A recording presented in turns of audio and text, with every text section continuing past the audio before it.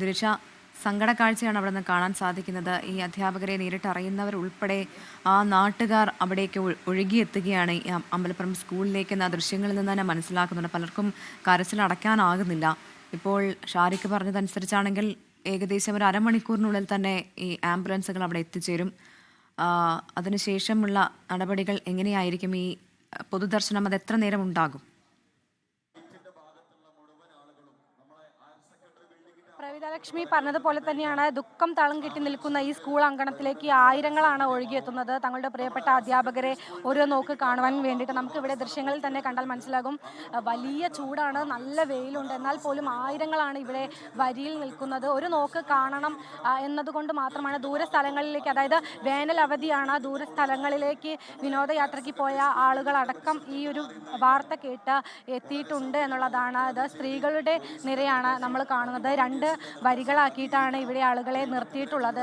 എത്രയും പെട്ടെന്ന്, അതായത് ഏകദേശം 1 മണിക്കൂറാണ് പൊതുദർശനം ഇവിടെ ഒരുക്കിയിട്ടുള്ളത്. എന്നാൽ ആളുകൾ കൂടുതലായിട്ട് എത്തിക്കൊണ്ടിരിക്കുകയാണ്. 1 മണിക്കൂറിലും നീളും എന്നാണ് നിലവിൽ നമുക്ക് ലഭിക്കുന്ന വിവരം. എന്നാൽ ഈ നിൽക്കുന്ന ആളുകൾ ഓരോരുത്തർക്കും അവരെ കാണേണ്ടതുണ്ട്. കൂടുതൽ ആളുകളും വരുന്നതിൻ്റെ ദൃശ്യങ്ങളാണ് നമ്മൾ കണ്ടുകൊണ്ടിരിക്കുന്നത്. ഇവർക്കെല്ലാം കാണാനുള്ള അവസരം ഉണ്ടാകുമെന്നാണ് നിലവിൽ മനസ്സിലാക്കുന്നത്. വലിയ ചൂടത്തും വെയിലത്തും എല്ലാം തന്നെ അവർ വന്ന് നിൽക്കുന്നത് തങ്ങൾ മണിക്കൂറുകൾക്ക് മുമ്പ് തങ്ങളുടെ കൂടെ ഉണ്ടായിരുന്ന പ്രിയപ്പെട്ടവർ ഇനി ഇല്ല, അത് അവരെ അവസാനമായിട്ട് ഒരിക്കൽ കൂടി കാണുക എന്നുള്ളതാണ്. എന്തായാലും വലിയ വേദനയുള്ള നിമിഷങ്ങളാണ്, വലിയ വേദനയിലൂടെയാണ് കടന്നു പോകുന്നത്. ഇതിൽ പറയാനുള്ളത്, അവധിക്കാലത്തിൻ്റെ സന്തോഷങ്ങളെല്ലാം കെടുത്തിയാണ് ഈ പൊള്ളാച്ചി വാൽപ്പാറ വളവിൽ നിന്ന് ഈ അപകട വാർത്ത ഇങ്ങോട്ടേക്ക് എത്തിയിട്ടുള്ളത്.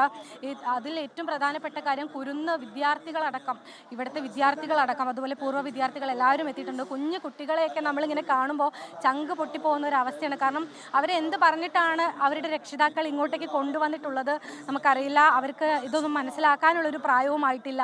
ഇനി ആ ക്ലാസ് മുറികളിൽ തങ്ങളുടെ പ്രിയപ്പെട്ട അധ്യാപകർ ഉണ്ടാകില്ല എന്നും അവർക്ക് അറിയില്ല. എന്തായാലും വലിയ വേദനയുള്ള കാര്യമാണ്. മരിച്ചവരുടെ ബന്ധുക്കൾ, അവരുടെ അയൽവാസികൾ, അതുപോലെ തന്നെ ഒട്ടനവധി നാട്ടുകാർ, ഒരു നാട് മുഴുവൻ അവസാനമായിട്ട് അവരെ ഒരു നോക്ക് കാണുവാൻ വേണ്ടിയിട്ട് ഇവിടേക്ക് എത്തുന്ന ഒരു കാഴ്ചയാണ് നമുക്ക് കാണാനുള്ളത്. വലിയ വെയിലാണെങ്കിൽ പോലും ആളുകൾ ഇങ്ങോട്ടേക്ക് എത്തിക്കൊണ്ടിരിക്കുകയാണ്.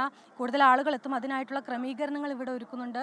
പൊതുദർശനത്തിനുള്ള ക്രമീകരണങ്ങളും ഏകദേശം തയ്യാറാണ്. അരമണിക്കൂറിനുള്ളിൽ തന്നെ ഇവിടേക്ക് ആളുകൾ, ഈ മൃതദേഹങ്ങൾ വഹിച്ച ആംബുലൻസുകൾ എത്തുമെന്നാണ് നമ്മൾ മനസ്സിലാക്കുന്നത്.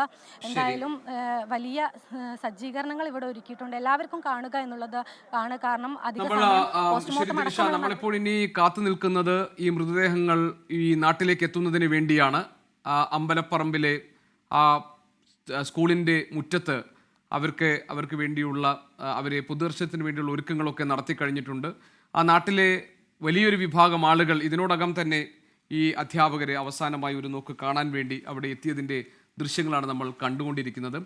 നമുക്ക് ഈ വിലാപയാത്രയായി ആ മൃതദേഹങ്ങൾ അവിടെ നിന്ന് പുറപ്പെട്ട് ഇങ്ങോട്ട് വന്നുകൊണ്ടിരിക്കുന്നു. 9 ആംബുലൻസുകളിലായി അവർക്ക് പോലീസിൻ്റെ അകമ്പടി വാഹനമുണ്ട്. വളരെ വേഗം പാഞ്ഞ് എത്തുകയാണ്.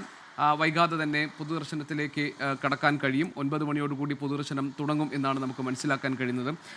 വേനലവധി കഴിഞ്ഞ് സ്കൂൾ തുറക്കുമ്പോൾ ആ സ്കൂളിനെ മുന്നോട്ട് നയിച്ച അധ്യാപകരിൽ ഭൂരിഭാഗം പേരും ഇന്ന് നമ്മളോടൊപ്പം ഇല്ല എന്ന വേദനാജനകമായ യാഥാർത്ഥ്യത്തെ ഉൾക്കൊള്ളാൻ ആ നാട് തയ്യാറായിരിക്കുന്നു.